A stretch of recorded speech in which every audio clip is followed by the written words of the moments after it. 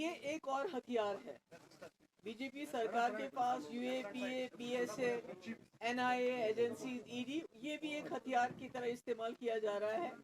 जम्मू कश्मीर के लोगों को, चाहे वो जम्मू हो चाहे कश्मीर हो, उनको घर से बेघर करने की, उनको अपरूट करने की, उनको सताने की, उनको तंग करने की, ये एक और यूएपी है।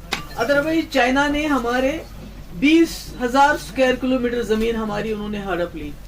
उनसे तो वो छुड़ा ले ना, पहले तो घास चराए चाइना से छुड़ा ले, उसके बाद यहाँ घास चराए तो गांव का अपना उनका हक होता है ये।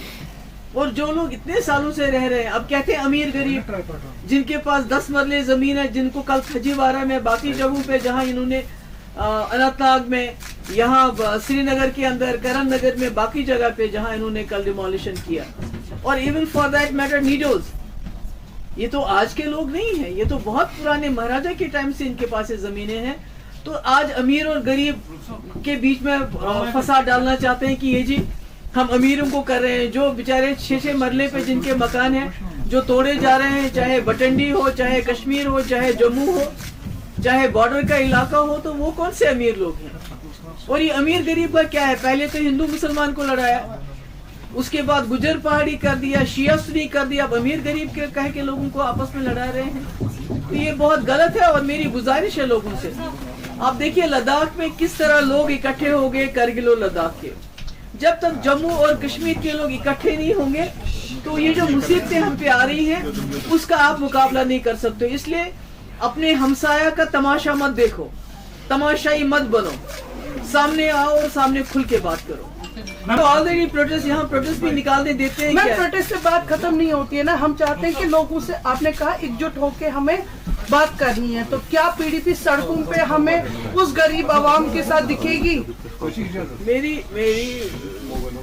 छोटी बहन, यहाँ तो सड़कों पे किसको आने देते हैं? यहाँ तो भारत जोड़ो यात्रा के लिए लोग हजारों की तादाद में उस यात्रा में हिस्सा लेना चाहते थे, उनको वहां तक नहीं पहुंचने दिया। यहाँ तो कश्मीर में तो बिल्कुल ही बात करने की मनाही है। कल तो बटंडी में लोग निकले, मगर कश्मीर में लोगों को बाहर निकलना ही उनके लिए मुश्किल है, उनको जेल में डाल दिया जाता है, उनको पीएसए लगाया जाता है। यहाँ तो ऐसी दहशत रखी है इन्होंने। मैम, आज सीता निर्मला रमन ने लास्ट बजट जो है वो प्रोड्यूस किया, आप कैसे देखते हैं इस बजट को, जबकि उनके अनुसार ये पीपल फ्रेंडली बजट है?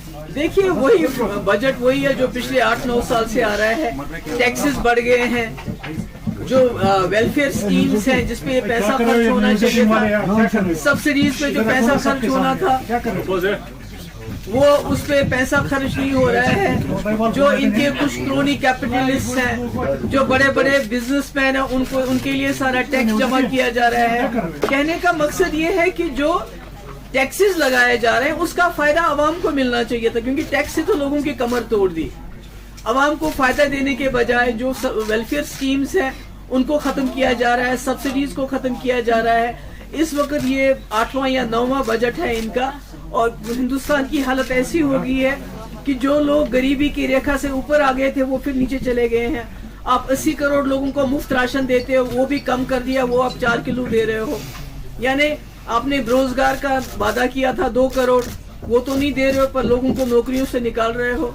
तो ये बजट कुछ बिजनेसमैन के लिए बजट बनाया जाता है, ये हिंदुस्तान के लोगों के लिए नहीं है, गरीबों के लिए नहीं है, ये सिर्फ कुछ बड़े लोगों के लिए। और जहां तक लैंड का सवाल है, जो यहाँ पर, मुझे ये बताइए गवर्नर हाउस वो कहाँ पर है, बीबी कैंट वो कहाँ पर है?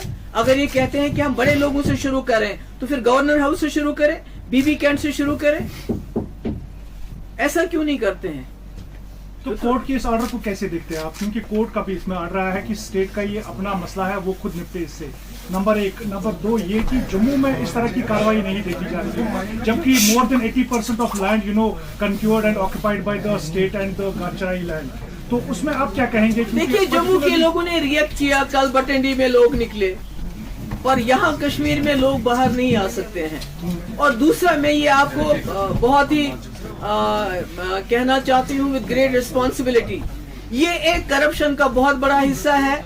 अमीरों से पैसा लेना चाहते हैं और गरीबों से वोट लेना चाहते हैं, ताकि गरीब इतना मजबूर हो जाए, उसको बीजेपी ऑफिस में बुलाया जाता है, उसको बताया जाता है आपने बीजेपी को सपोर्ट करना है, और जो अमीर है उनके साथ अलग तरीके से उनको बताया जाता है आपको फलानी अफसर से मिलना है।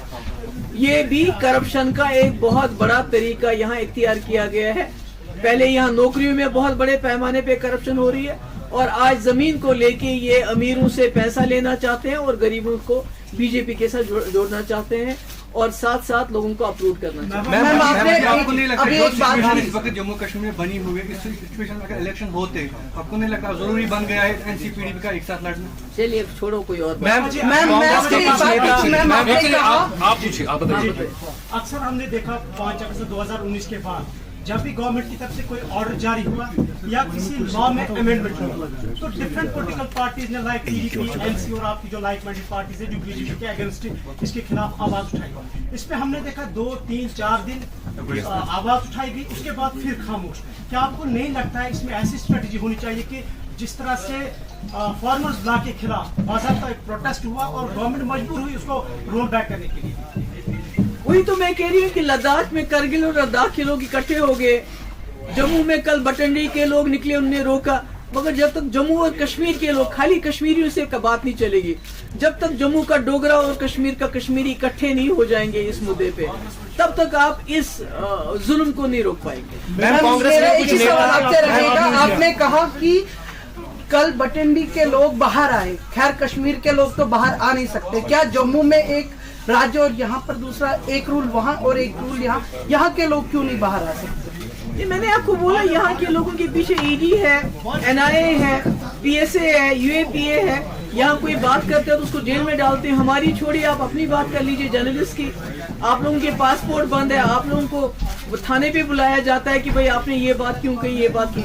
यहाँ तो पूरा जो जुल्म सितम का जो बाजार है वो जम्मू कश्मीर में बिलखुसूस वादी में गर्म है, तो लोग बाहर कैसे निकले, बात कैसे करें? मैम अपोजिशन का कहना है, कोर्ट का जवाब मैम भी पेंडिंग है क्योंकि कोर्ट का जो जवाब आया है उन्होंने कोई भी इंटरफेरेंस नहीं दिखाई है इसमें। देखिए, मैं कोर्ट पे तो ज्यादा कुछ कह नहीं सकती। मैं जो किरण रिजिजू जिन्होंने बोला कि भाई जो अदालतें हैं उनको जो है क्या करना चाहिए, तो यानी कहीं ना कहीं जो हमारे जो इंस्टीट्यूशंस हैं, चाहे वो मीडिया है, चाहे जुडिशरी है, उनको भी कोशिश की जा रही है सब्जुगेट करने की।